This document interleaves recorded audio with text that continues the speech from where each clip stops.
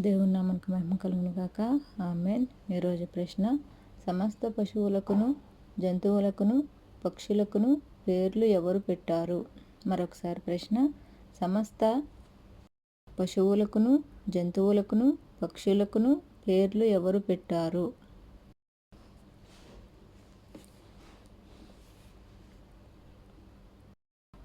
ఏ ఆదాము, బి హవ్వ, సి యెహోవా దేవుడు. మరొకసారి, ఏ ఆదాము, బి హవ్వ, సి యెహోవా దేవుడు. నా పూర్ణ హృదయముతో నేను నీకు కృతజ్ఞతాస్తుతులు చెల్లించెదను. ప్రభువా, దేవా, నా ఎడల నీవు చూపించిన కృప అధికమైనది.